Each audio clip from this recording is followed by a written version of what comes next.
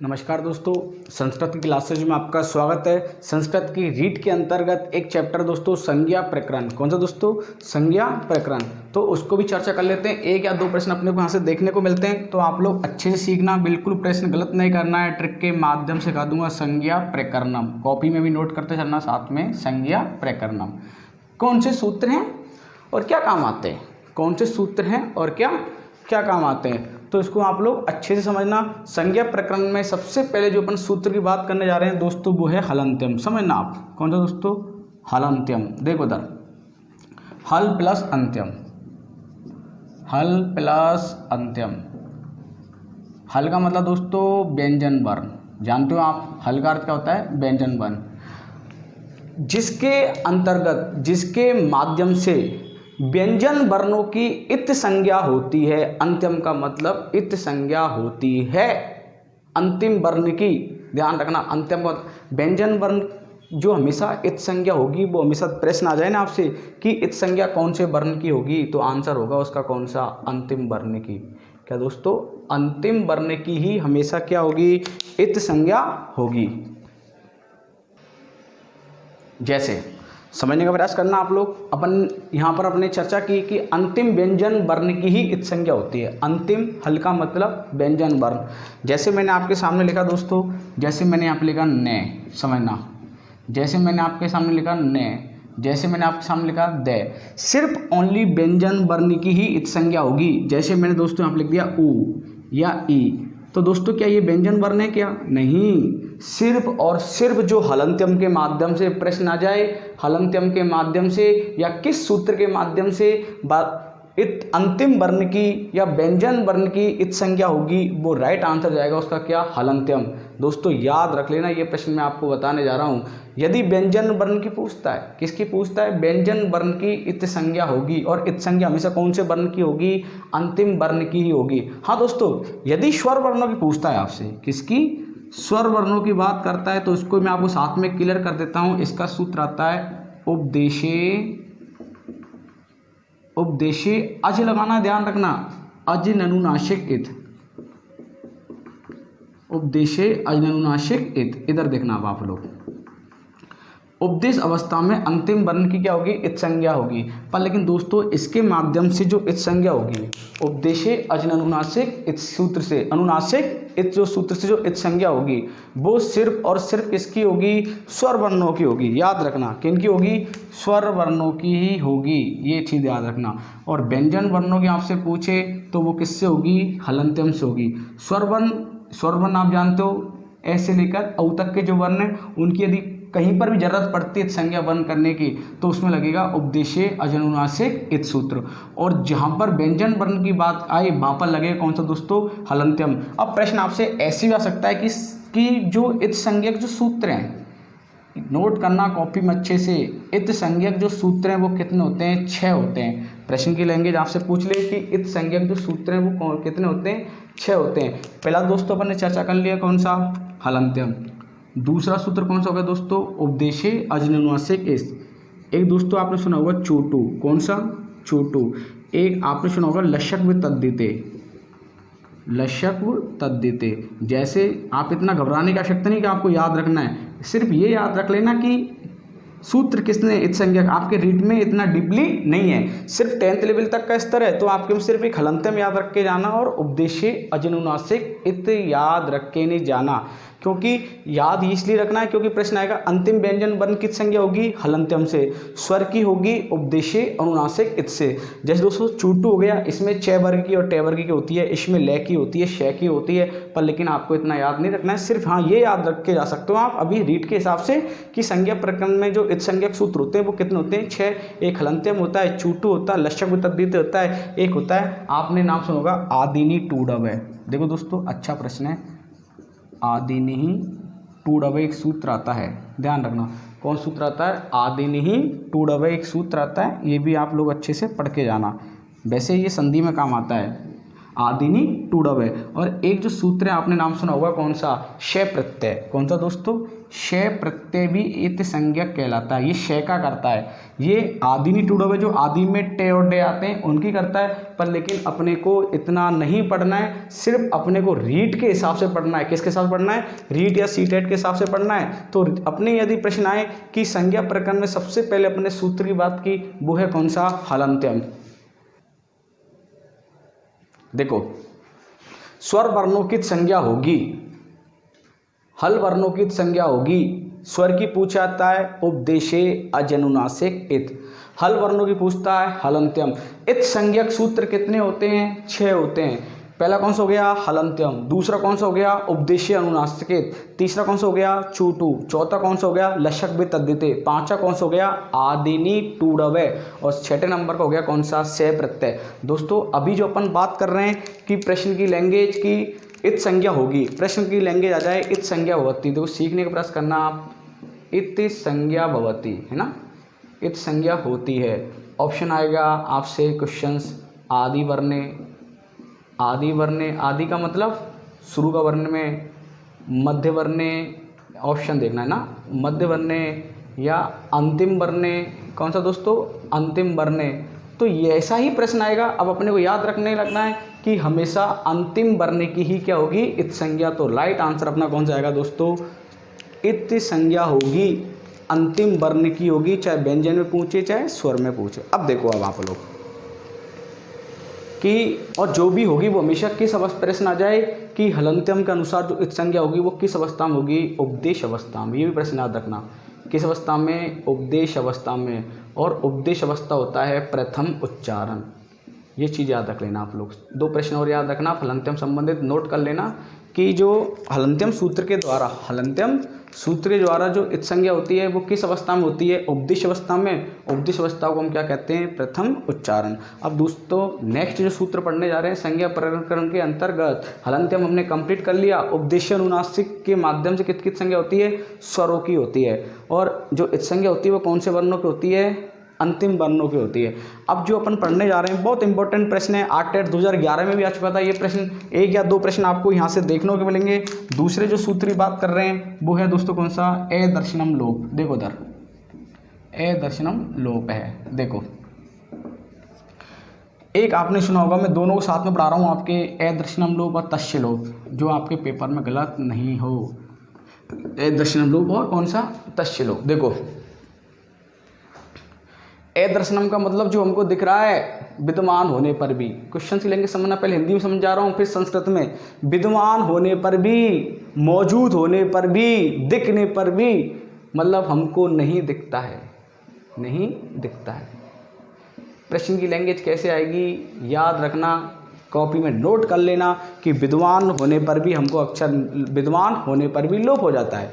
मतलब उसमें है फिर भी अपने को जिस संज्ञा में, जिस शब्द में वो वर्ण है, पर लेकिन अपने को क्या है वो उसका अपने को क्या करना है, लोप करना है। प्रश्न की लैंग्वेज आपसे कैसे आएगी संस्कृत के माध्यम से कि प्रसक्त्या दर्शनम। देखो उधर ये नोट करना, यही प्रश्न आएगा और कोई सा नहीं आएगा। प्रसक्त, प्रसक्त का मतलब दिखना।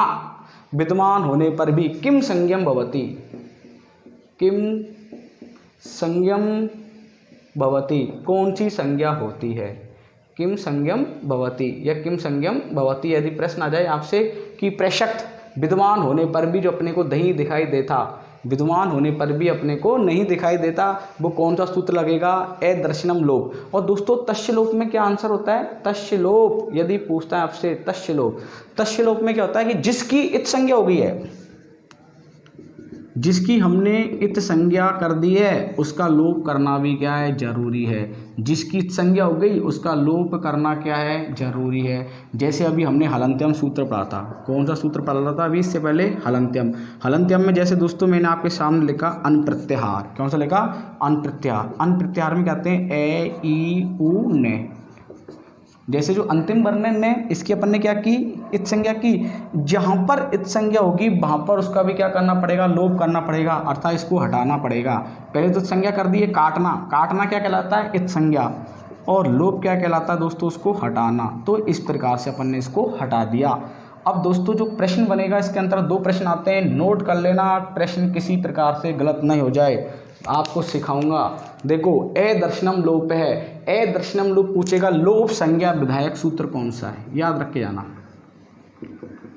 लोप संज्ञा कॉपी में विशेषकर नोट करना, गलत नहीं हो जाए। 8 टेट 2011 में प्रश्न आ चुका है।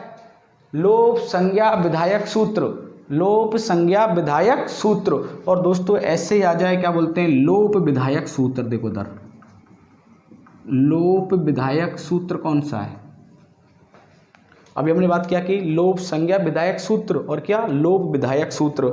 जो लोप संज्ञा, अब देखो दोस्तों सबसे अच्छी बात ट्रिक से सीखना, दोनों में दर्शम लोप आ रहा है, तस्य लोप में भी लोप आ रहा है, पेपर में कैसे करेंगे।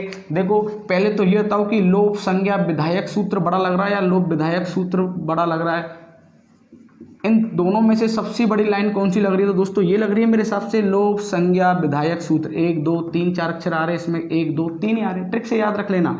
अब जो सबसे बड़ा है, जो सबसे बड़ा है, सबसे बड़ा सूत्र लगा दो बस, ए दर्शनम लोपी ट्रिक के माध्यम से। तस्य लोप छोटा है, ये इसके अंतर्गत आ जाएगा, विधायक के अंतर्गत, बस ये तरीका है।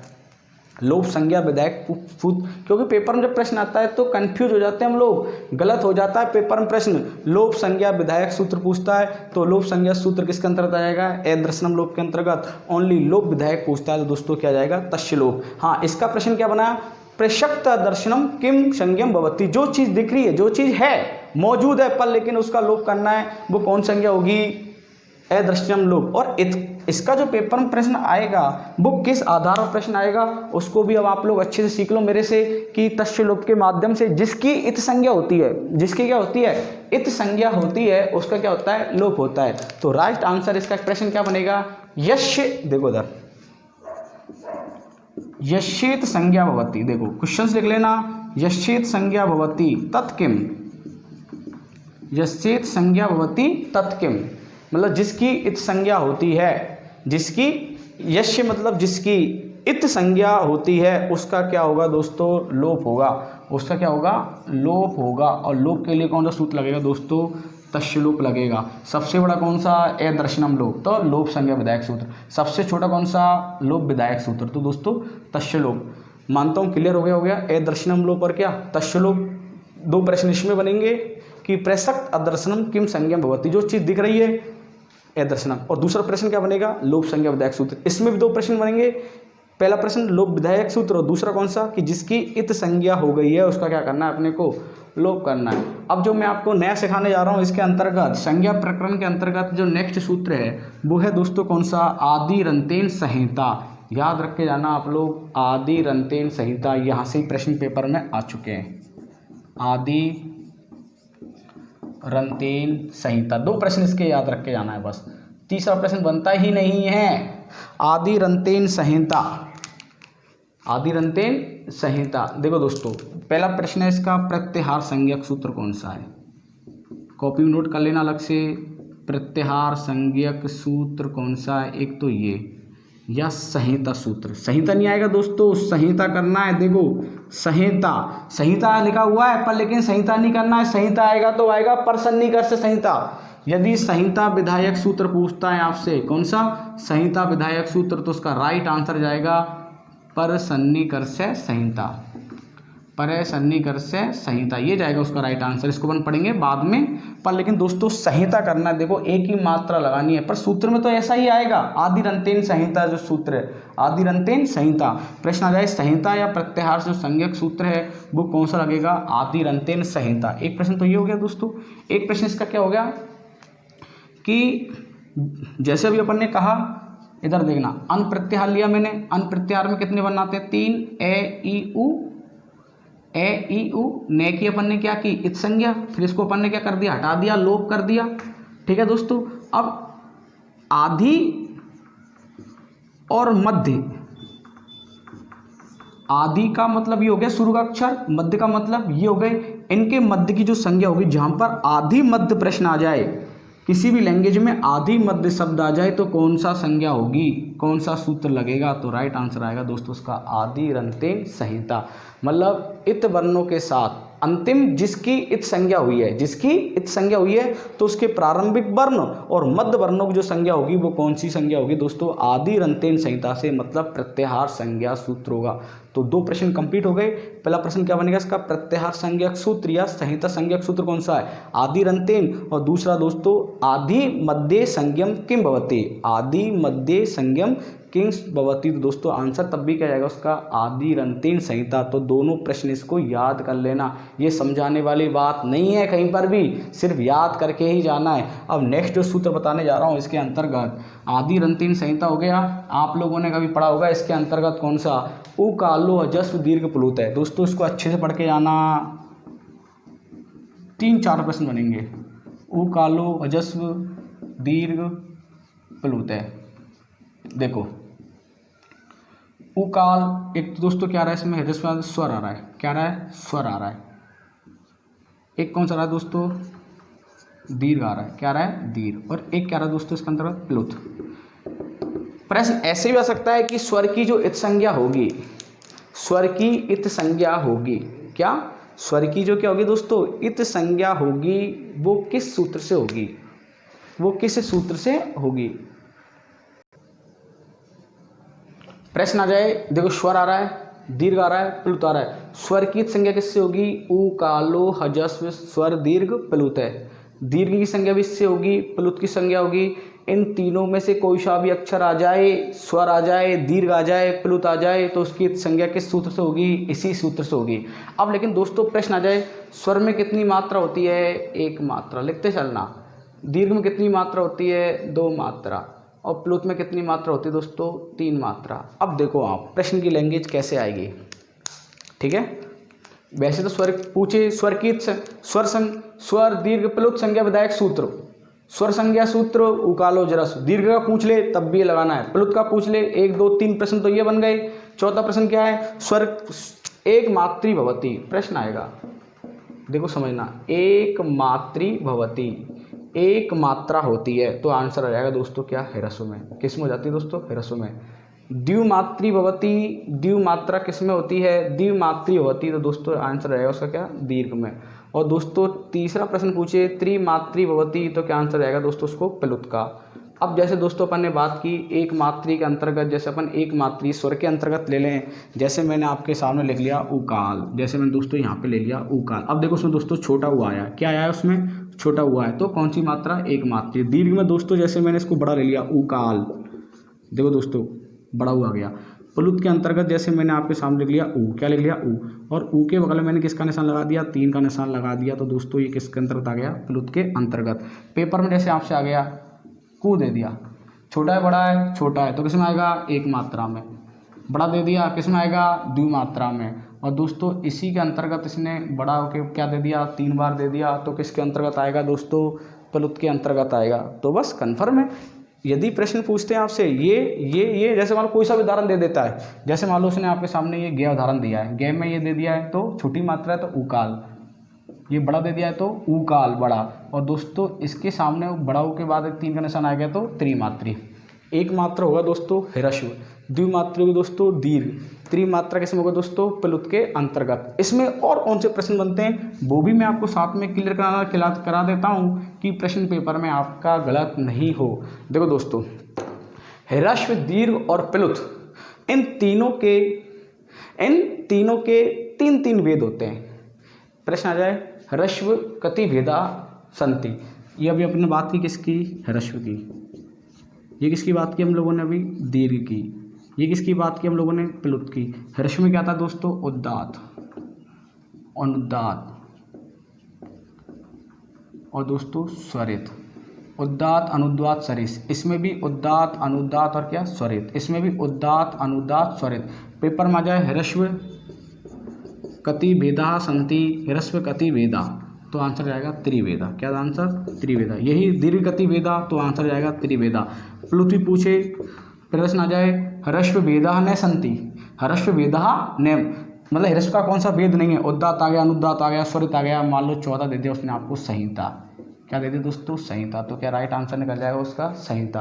तो इसके भी दोस्तों इन तीनों के भी तीन तीन वेद होते हैं। प्रश्न आ जाए ह्रस्व के कितने वेद होते हैं, 3, उदात्त अनुदात्त स्वरित। दीर्घ के भी कितने वेद होते हैं, उदात्त अनुदात्त स्वरित। प्लुत के भी कितने वेद होते हैं, 3, उदात्त अनुदात्त स्वरित। निम्न में से कौन सा नहीं है। दीर्घ की कितनी मात्रा, 2 मात्रा। त्रिक मात्रा कितनी, प्लुत की। 1 मात्रा किसकी, ह्रस्व की। तो दोस्तों ये मैं मानता हूँ आपका ये चीज़ यहाँ पर कंप्लीट हो गया होगा कि उकालो ह्रस्व दीर्घ प्लुत है। स्वर दीर्घ प्लुत का जो संज्ञा करेगा वो उकालो ह्रस्व दीर्घ प्लुत सूत्र करेगा।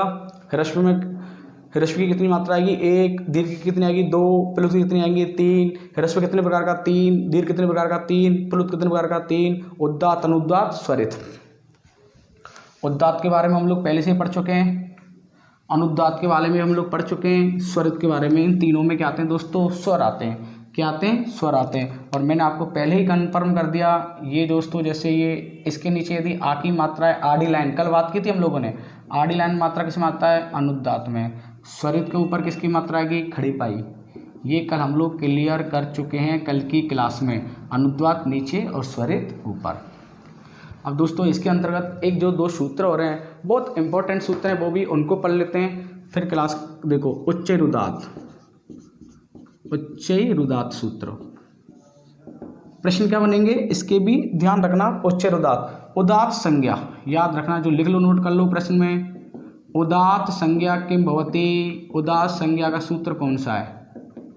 उदात्त को देख लेना दोस्तों, उदात्त ये लिख रहा देखो। और दोस्तों इसके विपरीत निश्चय अनुदात्त, देख लो इस चीज को भी आप लोग देख के जाना। निश्चय अपन ने बात किसकी की, उदात्त की। और अब बात करना चाहते हैं अपन कौन सा दोस्तों, निश्चय रुदात्त। निश्चय रुदात्त का मतलब अनुदात्त संज्ञा। कौन सा दोस्तों, अनुदात्त संज्ञा। अनुदात्त संज्ञा किम भवति, देखो इसमें जो आएगा आंसर आएगा इसका अधोभागे, ऊर्ध्वभाग आएगा। कौन सा आंसर आएगा दोस्तों, प्रश्न में क्या आएगा, ऊर्ध्वभाग की जो संज्ञा होगी, ऊर्ध्वभाग की मतलब ऊंचा उठा हुआ। और इसमें जो नीचे में आएगा दोस्तों ये लिख लेना अधोभागे। प्रश्न की लैंग्वेज कैसे आएगी, अधोभागी की जो संज्ञा होगी वो किस सूत्र से होगी, निश्चय रनुदात्त से। ऋच्चय रनुदात्त सूत्र लिखना पूरा, ऋच्चय रनुदात्त, ठीक है दोस्तों। और उच्चैरुदात्त में जो संज्ञा होगी वो कैसे होगी, उदात्त संज्ञा की। और अनुदात्त में होगी वो निश्चय रनुदात्त की। उदात्त का मतलब होता है ये ऊंची आवाज से बोले जाने वाले वर्ण, तो ऊर्ध्वभाग। और अनुदात्त का मतलब होता है दोस्तों कौन से, अधोभाग से बोले जाने वाले वर्ण। अभी जो दोस्तों अपन ने बात की कि ह्रस्व दीर्घ और प्लुत के 3-3 अर्थ होते हैं। ह्रस्व दीर्घ और प्लुत के क्या होते हैं दोस्तों, 3-3 अर्थ होते हैं, उदात्त अनुदात्त स्वरित। यदि आपसे प्रश्न आ जाए, देखो आप कि ह्रस्व दीर्घ और प्लुत, अब मैं आपको 2-3 प्रश्न क्लियर कराने जा रहा हूँ, उस चीज़ को आप लोग अच्छे से भी साथ में पढ़ लेना कि आपका प्रश्न गलत नहीं हो जाए, ठीक है। एक छोटे से माध्यम से, क्योंकि प्रश्न पेपर में आ गया। जैसे अभी अपन ने बात की कि ह्रस्व भेदा, देखो उधर ह्रस्व भेदा संति, मान लो ह्रस्व नहीं आया पेपर में, दीर्घ आ गया, दीर्घ मान लो प्लुत आ गया, ठीक है दोस्तों। तो कितना, 3, इसका भी 3, इसका भी 3 और इसका भी 3। तीनों में दोस्तों क्या आएगा, उदात्त अनुदात्त और क्या दोस्तों, स्वरित। उदात्त अनुदात्त स्वरित, इसमें भी उदात्त अनुदात्त स्वरित, उदात्त अनुदात्त स्वरित। अब प्रश्न कैसे आएगा पेपर में, एक प्रश्न आपको वहां पर कंफर्म मतलब आपको भ्रमित कर देगा, जो मैं आपके सामने लिख रहा हूं। जैसे मान लो मैंने आपके सामने लिख दिया ह्रस्व और उदात्त लिख दिया दोस्तों, ह्रस्व उदात्त, ह्रस्व उदात्त भेदा। अब इसमें दोस्तों पहले जो प्रश्न था ह्रस्व भेदा संति, देखो अब इसमें जो प्रश्न है ह्रस्व उदात्त लिख दिया।